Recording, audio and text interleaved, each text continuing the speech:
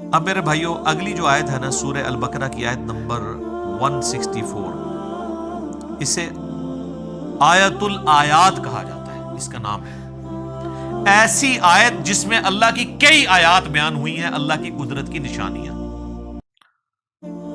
Science of God, ایک نہیں بے شمار۔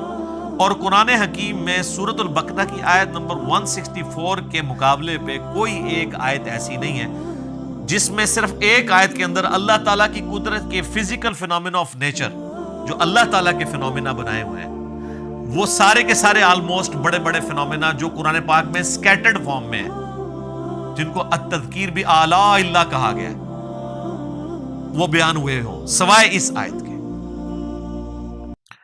ان فی خلق السماوات والارض، بے شک آسمانوں اور زمین کی تخلیق میں، واختلاف اللیل والنہار، اور رات اور دن کے آنے جانے میں، والفلک التی تجری فی البحر، اور کشتیوں کے جہازوں کے سمندروں میں چلنے میں، بما ينفع الناس، جو کہ لوگوں کے نفع کے لیے چلتی ہیں، یعنی وہاں سے سی فوڈ جو ہے وہ شکار کیا جاتا ہے۔ وما انزل اللہ من السماء من ماء، اور اللہ تعالیٰ جو نازل فرماتا ہے آسمان سے پانی، فاحیا به الارض بعد موتها، اور پھر اس پانی کے ذریعے مردہ زمین کو زندہ کر دیتا ہے، یعنی سبزہ اگا دیتا ہے اس پانی کے ذریعے۔ وبث فیها من کل دابہ، اور اللہ تعالیٰ نے جو زمین میں ہر طرح کے جانور پھیلا دیے ہیں۔ وتصریف الریاح، اور ہواؤں کے بدلتے رہنے میں، والسحاب المسخر بین السماء والارض، اور بادلوں میں جو کہ اللہ تعالیٰ کے حکم کے پابند ہیں، آسمان اور زمین کے اندر جو سسپینڈڈ ہیں بادل، لآیات لقوم یعقلون، اس کے اندر اللہ تعالیٰ نے آیات رکھی ہیں ان لوگوں کے لیے جو اپنی عقل استعمال کرتے ہیں۔ دیکھ لیں کتنی نشانی اللہ تعالیٰ کی قدرت کی اس میں گنوائی گئی ہے۔ نمبر 1 آسمان اور زمین کی تخلیق، نمبر 2 رات اور دن کا آنا جانا، نمبر 3 جہازوں کا سمندروں میں چلنا اور اس کے ذریعے سی فوڈ کا حاصل کرنا، نمبر 4 آسمان سے پانی کا برسنا، نمبر 5 اس پانی کے برسنے سے زمین کو اللہ نے مردہ ہونے کے بعد دوبارہ سے زندہ کر لیا، نمبر 6 زمین میں ہر طرح کے جاندار پھیلا دیے، لو جی سب کچھ کور ہو گیا، نمبر 7 ہواؤں کے چلنے میں جو کہ بادلوں کو لے کے آتی ہیں، اور نمبر 8 بادلوں کا آسمان اور زمین کے درمیان جو ہے وہ سسپینڈڈ ہونا، جس کے ذریعے اللہ تعالیٰ بارش برساتا ہے۔ یہ سب کی سب اللہ تعالیٰ کی قدرت کی نشانی ہے، یعنی جس میں ذرا سی بھی عقل ہے اللہ تعالیٰ ہمارا ہے، وہ ان چیزوں کو دیکھ کے رزلٹ پہ پہنچ جائے گا کہ یہ کسی کے کرنے سے ہو رہا ہے۔ God is the only explanation of all the physical phenomena in this universe۔ اللہ ہی واحد وضاحت ہے اس کائنات میں ہونے والے ہر فزیکل فینومینا کی۔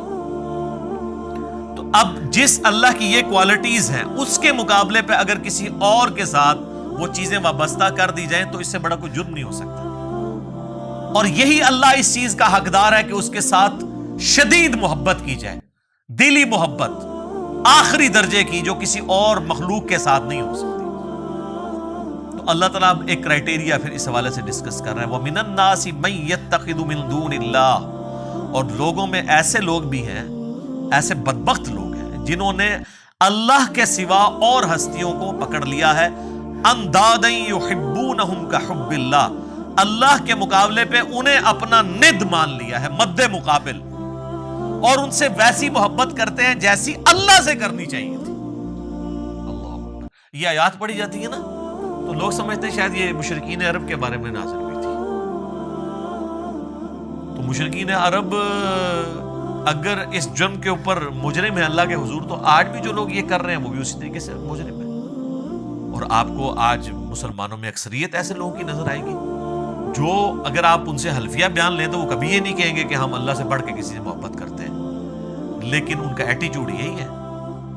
وہ آپ کو کبھی شعر سنائیں گے، اللہ اللہ کیے جانے سے اللہ نہ ملے گا، اللہ والے ہیں جو اللہ سے ملا دیتے ہیں، اور اللہ والے ان کو کہہ رہے ہوتے ہیں جو اپنی عبادت کروا رہے ہوتے ہیں۔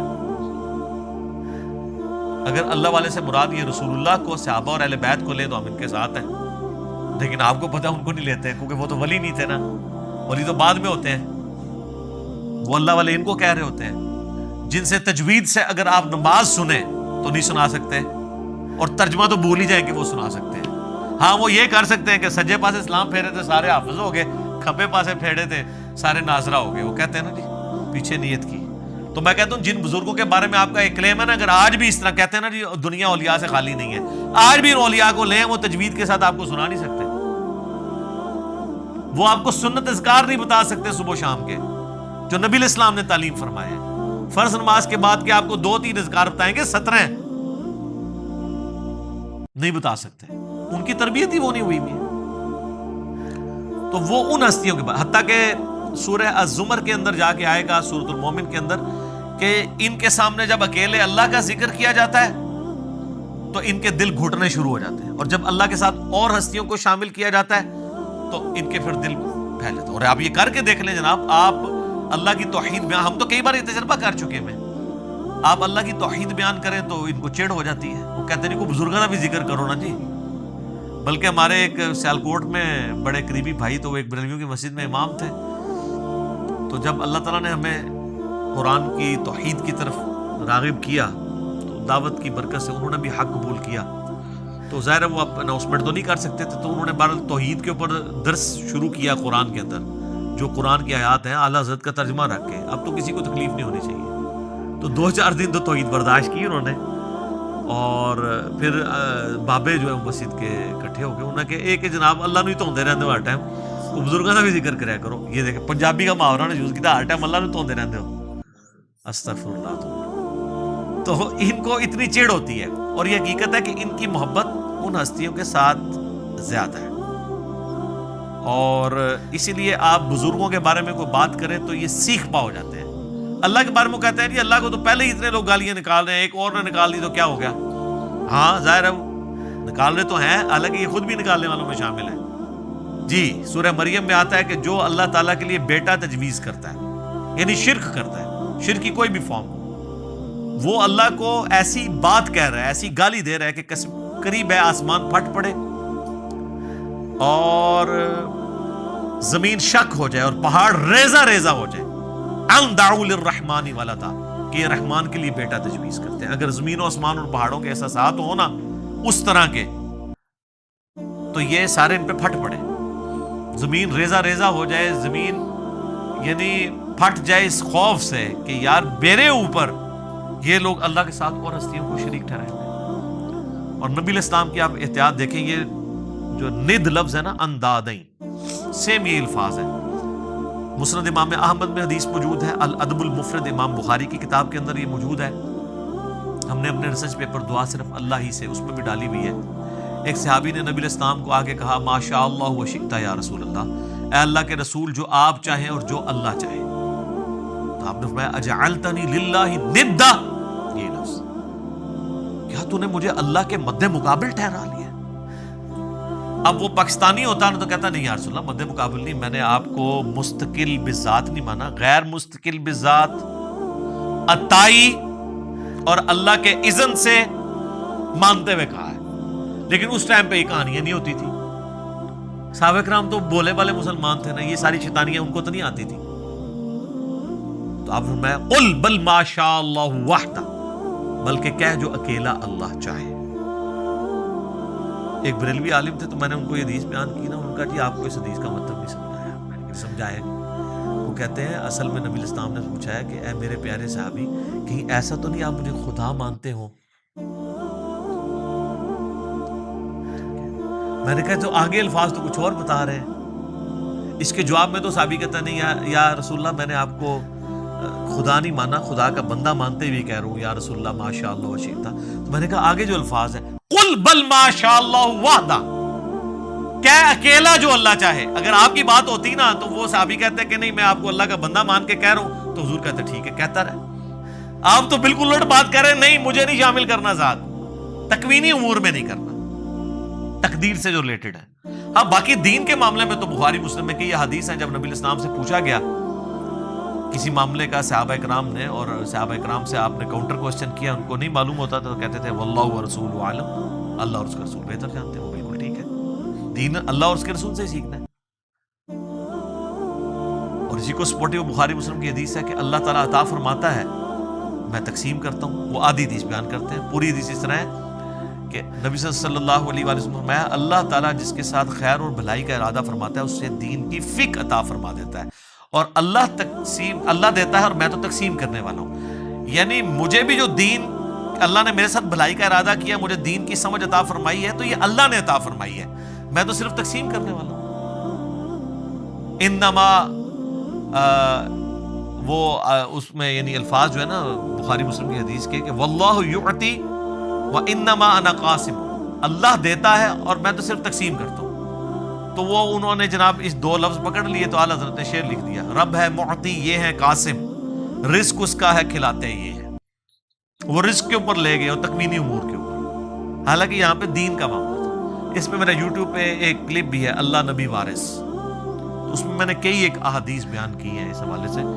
یہ تو یعنی نہ ختم ہونے والی چیزیں ہیں. نبی علیہ السلام نے جتنی اس حوالے سے سختی فرمائی ہوئی ہے، وہ مسلم شریف کی جو حدیث بڑی مشہور ہے کتاب الجمعہ چیپٹر میں، ایک صحابی نے نبی علیہ السلام کے سامنے تقریر کرتے ہوئے کہہ دیا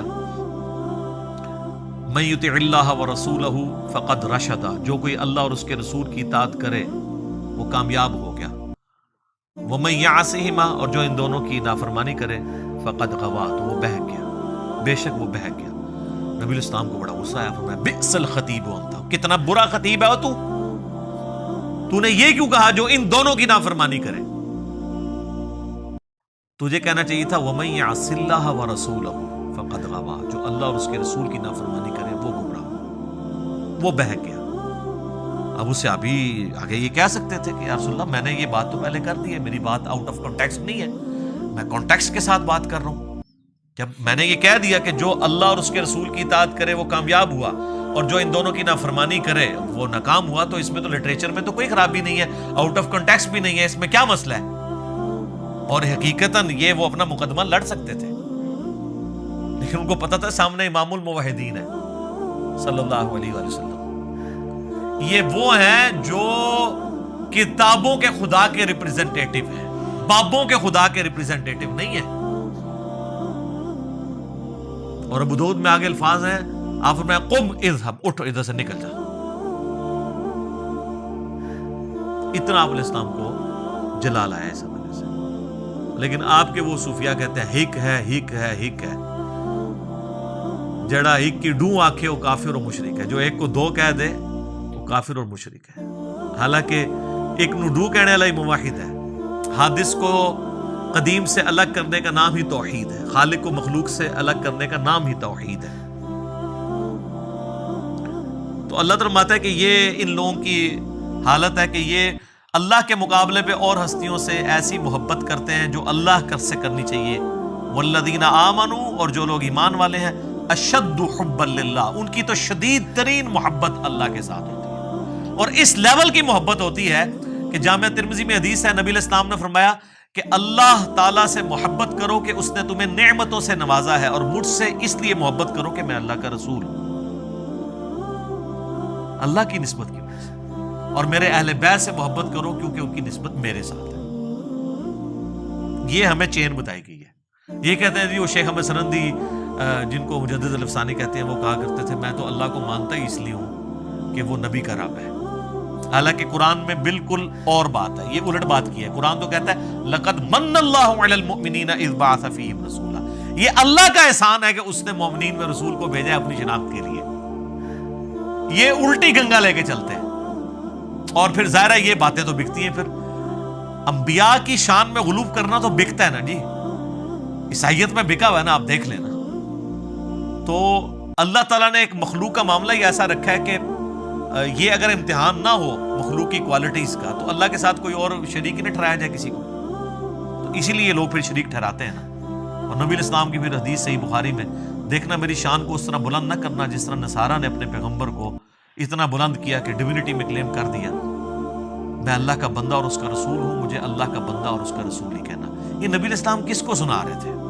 انہی کو سنا رہے تھے جنہوں نے کام ڈالنا تھا. جو آج تک ماننے کے لیے تیار نہیں ہے. تو اللہ بتا شدید ترین محبت اہل ایمان کی اللہ کے ساتھ ہوتی ہے. بخاری مسلم میں حدیث ہے اس نے ایمان کی علاوت چکھ لی جس کے لیے اللہ اور اس کا رسول ساری دنیا سے بڑھ کر محبوب ہو جائے. نمبر 1 یہ. نمبر 2 دوستی اور دشمنی کا معیار اللہ کی ذات. اور نمبر 3 کفر کی طرف لوٹایا جانا اس کے لیے اتنا ہی مشکل ہو جائے جتنا زندہ آگ میں جلنا. وہ جلنے کے لیے تیار ہو جائے لیکن کفر نہ اختیار کرے تو اسے ایمان کی مٹھاس مل جائے گی. اب اللہ تعالیٰ غصہ فرما رہے ہیں ان کے اوپر کہ جو لوگ اس طرح کی محبت رکھتے ہیں نا اللہ کے مقابل اور ہستیوں کے ساتھ. تو اللہ بتا وَلَوْ يَرَ الَّذِينَ ظَلَمُوا إِذْ يَرَوْنَ الْعَذَابَ, کاش یہ ظالم لوگ وہ وقت دیکھ لیں جب یہ اپنی آنکھوں سے عذاب کو دیکھیں گے ان القوۃ للہ جمیعا, تو قیامت کے دن ان کو یہ پتہ چل جائے گا کہ ساری قوتوں کا مالک تو اللہ ہے. آپ بے شک کہتے رہے میں اس ٹائم تک جنت ہی نہیں ورنہ جو تک سارے نہ لے جا. ہاں دوزخ میں کے لیے یہ شرط ہو سکتی ہے کہ جن جن کو میں نے گمراہ کیا جب تک میں دوزخ میں ان کو نہیں لے جاتا تو میں نے دوزخ میں جانا, یہ تو بات بالکل ٹھیک ہوگی. جنت اللہ کوئی نہیں پائی جی. بخاری مسلم میں حدیث ہے میری بیٹی فاطمہ اس بات پہ نہ اکڑنا کہ اللہ کے نبی کی بیٹی ہو, اگر اللہ نے پکڑ لیا تو میں اللہ کے حضور تیرے کچھ کام نہ ہوں گا. حضور نے اپنے چچا کو بھی کہا کہ عباس میرے چچا میرے مال سے جو لینا ہے لے لے, اے میری پھوپھی صفیہ میرے مال سے جو کچھ لینا ہے لے لے, اگر اللہ نے پکڑ لیا میں تیرے کچھ کام نہیں آؤں گا. وَأَنَّ اللَّهَ شَدِيدُ الْعَذَابِ, اور بے شک اللہ تعالی عذاب دینے میں بہت سخت ہے. تو یہ قیامت والے دن ہی پتہ چلے گا کہ اللہ تبارک و تعالیٰ اپنے معاملات میں کتنا سخت ہے. جب یہ عذاب دیکھیں گے تو ان کو خود پتہ چل جائے گا, اور اس وقت ان کی حال کیا ہوگی. ابھی تو یہ بابوں کے نعرے مار رہے ہیں نا, ادھر انہوں نے کہنا یا اللہ بابا نو پہلے جڑا نا چونک دوزخ. وہ کیسے اذ تبرأ الذین اتبعوا من الذین اتبعوا, جب بیزار ہو جائیں گے وہ لوگ جن کی تابعداری کی گئی ان سے جو تابعداری کرتے رہے. ظاہر ہے وہ بیچارے کیا کریں گے, ادھر تو دنیا میں لیڈر بنے ہوئے تھے, کہتے تھے ساڑھے مرید ہو جاؤ تو جنت میں لے جائیں گے. تو اللہ تمہارا یہ سارے جو بزرگ بابے ہیں نا وہ اپنے مریدوں کہیں گے بھائی اپنا اپنا پرچی نبھاؤ, سانو تو اپنی فکر پہ ہی ہے آج. جب وہ عذاب دیکھیں گے وَتَقَطَّعَتْ بِهِمُ الْأَسْبَابُ, ان کے سارے تعلقات آپس میں ٹوٹ جائیں گے, پیری مریدی ختم, بیعت ٹوٹ جائے گی, تجدید بیعت بھی نہیں ہو سکتی. وَقَالَ الَّذِينَ اتَّبَعُوا, تو پھر جب وہ یہ مرید یہ دیکھیں گے نا جو اتباع کرنے والے تھے وہ کہیں گے لَوْ أَنَّ لَنَا كَرَّةً, کاش ہم دنیا میں ایک دفعہ دوبارہ چلے جانا, پھر تو ہم پوچھ لیں گے تسی تاڑے نعرے مار مار کے تو چندے دے دے کے. فَنَتَبَرَّأَ مِنْهُمْ كَمَا تَبَرَّؤُوا مِنَّا, تو ہم بھی تم سے بیزاری دنیا میں ظاہر کریں گے جس طرح آج تم ہم سے بیزار ہو رہے ہو نا. اگر دنیا میں دوبارہ جانا نصیب ہو جائے نا تو ہم اب دنیا میں گئے نا تو ہم انجینئر صاحب کی ویڈیوز ہی دیکھا کریں گے. ظاہر ہے یہ نعرہ کون لگا رہا ہے کہ نہ میں وابی نہ میں بابی, میں ہوں مسلم علمی کتابی. بابوں سے لانے برات کون کروا رہا ہے؟ جو نبی علیہ السلام کی مبارک دعوت کو لے کے چل رہا ہے. اور آپ سے ریکویسٹ کرتا ہے کہ مرنے سے پہلے اے مسلمان کر لے اس پہ غور, کتابوں کا خدا اور ہے, بابوں کا خدا اور. اچھا وہ یہ کہیں گے یار یہ تو کافروں کے بارے میں آیات ہے. ان سے صرف ایک معصومانہ سوال کریں کہ یہ بتائیے, ہم لوگوں سے یہ کرتے تھے کہ یہ بتائیں کہ یہ جو آیات ہے اس میں غلام احمد قادیانی فال کرے گا کہ نہیں, کہ جو قادیانی ہے وہ قیامت والے دن جب غلام احمد قادیانی کہے گا آج تو میں خود عذاب میں جا رہا ہوں, میں تمہارا کیا کروں, تو قادیانی یہ کہیں گے کہ کاش ہم دنیا میں چلے جائیں تو ہم بھی تجھ سے لانے نہ. کہتے ہیں بالکل کریں گے. تو ہم کہتے ہیں غلام احمد قادیانی تو قرآن کے نزول کے 1300 سال بعد آیا ہے, تو اس میں تو نہیں ذکر, یہ تو مشرکین عرب کے بارے میں آیات ہے. تو کہیں گے نہیں مسئلہ یہ ہے کہ جو بھی کرے گا تو آڑے نہیں کرتے. ہم کوئی بات کر دیں کہ اللہ کے فضل سے ہم نے یہ بات سمجھائی ہے بڑے اعتماد کے ساتھ, کہتے ہیں میں کرتا ہے وہ آپ کے, تو میں کہتے ہیں کہ سارے اولیاء کی گردن پہ میرا پاؤں, آپ کہتے ہیں سبحان اللہ, حالانکہ آپ کہتے ہیں جی لعنت اللہ. کبھی ابو بکر صدیق نے کہا سارے صحابہ کی گردن پہ میرا پاؤں ہے. اتنے متکبرانہ جملے کے اوپر سبحان اللہ کہنا چاہیے. شیخ عبد القادر جیلانی کی طرف جھوٹ منسوب ہے, ہم نہیں کہتے انہوں نے کہا ہوگا. اگر انہوں نے کہا تو وہ پھر اولیاء اللہ نہیں ہوں گے, اور اگر اولیاء اللہ میں سے ہیں تو وہ اتنے تکبر کے ساتھ نہیں بول سکتے. تو وہ کہیں گے آج ہم دنیا میں اگر کاش ہمیں واپس اللہ بھیج دینا ہم بھی اس طرح تبرہ کریں گے. یہ تبرہ لفظ سے نا اعلان برات, ٹھیک ہے جی, تبرہ کریں گے. جس طرح آج تم کر رہے ہو. کذالک یریہم اللہ اعمالہم حسرات، یوں ہی اللہ تعالیٰ ان کے برے اعمال ان کے سامنے کر دے گا اس حال میں کہ وہ پشیمانی میں ہوں گے. علیہم ان کے لیے، وما ہم بخارجین من النار، والعیاذ باللہ تعالی، اور وہ کسی صورت آگ سے نکل نہیں پائیں گے. اللہم اجرنا من النار، اللہم انی اعوذ بک من عذاب جہنم ومن عذاب القبر ومن فتنة المحیا والممات من شر فتنة المسیح الدجال ربنا اصرف عنا عذاب جہنم ان عذابها كان غراما. آمین. تو یہ دیکھ لیں، یہ آخرت میں یہ کچھ ہونا ہے. تو دنیا میں اگر کسی کو پتہ چل جاتا ہے، سورہ الاحزاب پڑھ کے دیکھ لیں، وہاں پہ وہ کہیں گے کہ ہمارے بزرگوں کو دگنا عذاب دے اللہ، جن کی وجہ سے ہم گمراہ ہوئے. بالکل آخری رکوع میں. تو آپ یہ قادیانیوں کی تو میں نے بس مثال دی ہے، آپ دیوبندیوں سے اگر پوچھ لیں کہ یہ احمد صاحب بریلوی صاحب کے ماننے والے ان کے بارے میں یہی کہیں گے، بالکل کہیں گے. اور بریلویوں سے پوچھیں کہ اشرف تھانوی صاحب کے ماننے والے قیامت دن یہی کہیں گے، بالکل کہیں گے. تو یہ تو اجماع ہی ہوا ہے اس کے اوپر بزرگوں سے تبرہ کرنے پہ. تے اے تبرے جڑے نا بزرگوں سے کرو جے کرنے جے اعلان برات، ٹھیک ہے، اس سے پہلے کہ وہ آپ سے اعلان برات کریں. اور دیکھیں اللہ تعالیٰ کتنا شفیق ہے، اس نے قیامت کی جو وہ ویڈیو تھی نا پہلے ہی چلا دی ہے، تاکہ وہاں جا کے آپ کو شرمندگی جو ہونی ہے نا پہلے ہی پتہ چل جائے، اور آپ مرنے سے پہلے غور کر لیں. کیا کہ مرنے سے پہلے اے مسلمان کر لے اس پہ غور. کتابوں کا خدا اور ہے، بابوں کا خدا اور یقین جان ایک دفعہ بھی زندگی میں تو نے غور کیا نا، تیرے اندر سے آواز نکلے گی کیا کہ نہ میں وہابی نہ میں بابی، میں ہوں مسلم علمی کتابی. دیکھ لو بابے نو کیسے رگڑا لگ رہا ہے. ٹھیک ہو گیا. بے شک بابا بچاؤ مہم کریں، بابے تے اللہ تعالیٰ نے پہلے ہی ختم کرتے ہیں. اللہ تعالیٰ سے دعا ہے جو حق بات میں نے کہی ہمارے دلوں میں راسخ فرمائے. اگر جس بات میں میرے منہ سے غلط بات نکل گئی، اللہ تعالیٰ ہمارے دلوں سے معاف کر کے اسے معاف بھی فرما دے. سبحانک اللہم وبحمدک اشہد ان لا الہ الا انت استغفرک واتوب الیک وما علینا الا البلاغ المبین.